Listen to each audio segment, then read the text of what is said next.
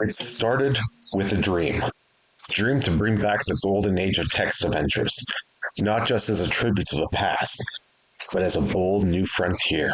For I am the Venture Weaver.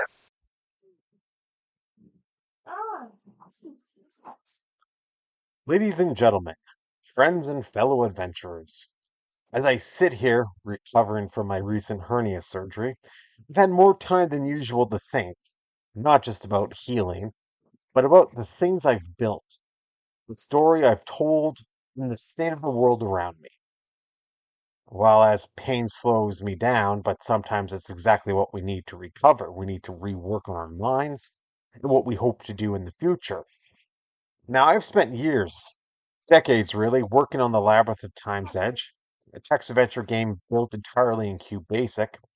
Some people ask me, why go back to something so obsolete?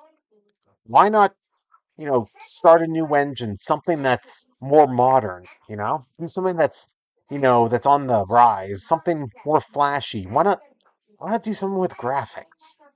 And the answer is simple, because meaning matters. Honestly, when you're forced to slow down, when you're You think confined and so? alone with your thoughts, you start to see through all the noise.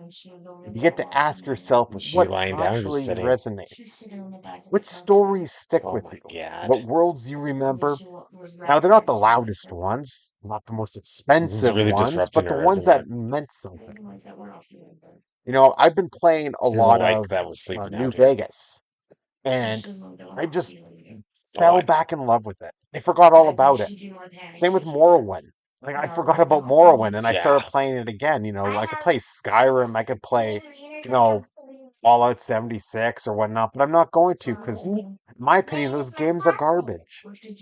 Now, the heart of the Labyrinth of Time's Edge, it's a And world also, you gotta built remember, by it's summer hand, one vacation. screen at a time. It's filled with atmosphere, mystery, emotion, and soul. Every room has weight. Every interaction was written with intention. It's not fast, it's not slick, but it's real. There's 10 rooms. You go in 8 of those rooms, you find nobody. The ninth room, boom, there's somebody there. Just like real life. You're not going to be surrounded by interactive objects all your life, you know? And I believe we're heading into a moment where that matters more than ever. We're witnessing a collapse. Not unlike the video game crash of the 80s, but massive studios releasing half finished products, $100 games loaded with microtransactions, endless clones and garbage and scams, NFTs and crypto. You know, it's all garbage. There's so much noise, but so little substance. And that's the funny thing is that they're doing it to themselves. And then yet they'll come out and they'll blame you, the consumer, you know? And that's the funny thing to me is that stupid people will believe it because the world is loaded with stupid people. Go out to any coastal city and you'll see they're all stupid. And that's the best part because those are the people that usually wind up victims to their own stupidity. And sometimes that's the best entertainment in the world. That's why I believe the return of text adventures isn't just possible, it's inevitable. People want immersion. They want a world where they could create within their own mind. So when the dust settles, people will come back to what made games magical in the first place. Imagination, immersion, and meaning. Those are the big three. And that's what my game has. See, stories don't age. They don't glitch. Neither do words. They invite you to picture the world, to engage your mind, to explore at your own pace. And now with my health slowly returning, I've been planning even more for the Labyrinth of Time's Edge. Work on this new portion called the Silent Bell. It's a strange chamber, not bound by ticking clocks or in a tower, but by memory and reflection. See, I've been working on a lot of stuff here, and I'm actually almost on the 2,500 room mark. And you're thinking to yourself, that's a lot of rooms. It's basically I wrote a novella, and it's just keeps expanding, expanding, expanding. It's like the ghost ship, silently navigating between life and death.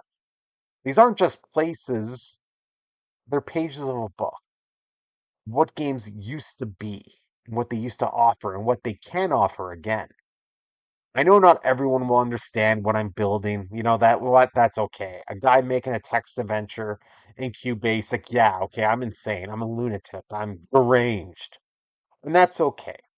This game wasn't made for everyone.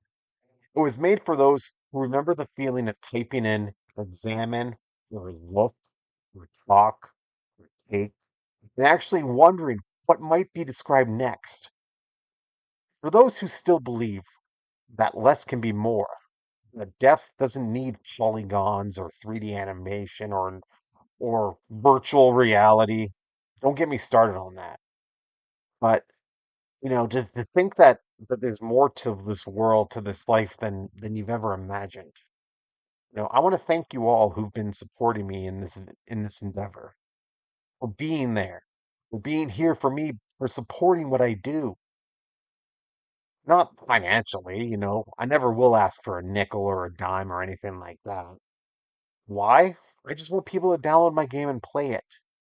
I want to I want to give them something that they've never been given before.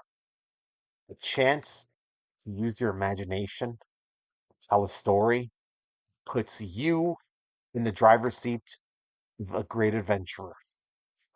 So thank you, truly, for being here. Thank you all who've subscribed, all 42 of you.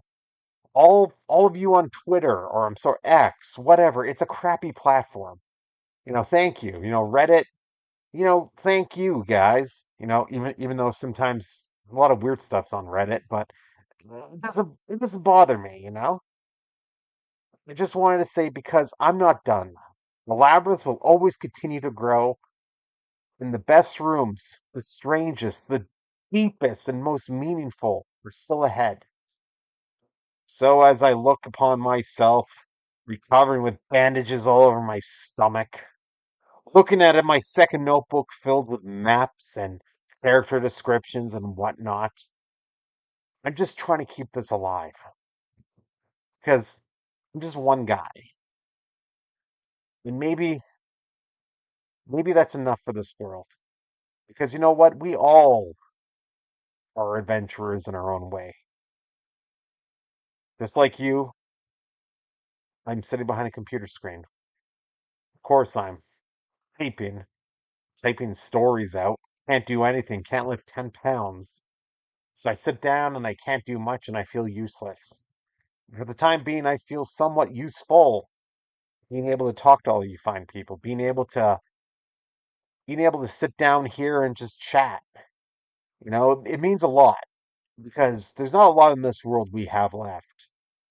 But our imaginations are still one thing that they can never take away from us and they can never charge us for. They can never slap a microtransaction on it or do something stupid like NFTs or crypto or making video games with crypto and NFTs. All those things are garbage, and you know it.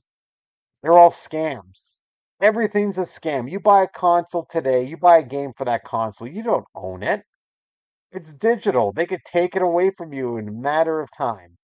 And people are okay with it. People are stupid. Be smart. You know? Be smart and let your lantern guide your way. So why don't you join me, everyone? Join this movement for the Labyrinth of Time's Edge. Join it. Spread the word. Comment.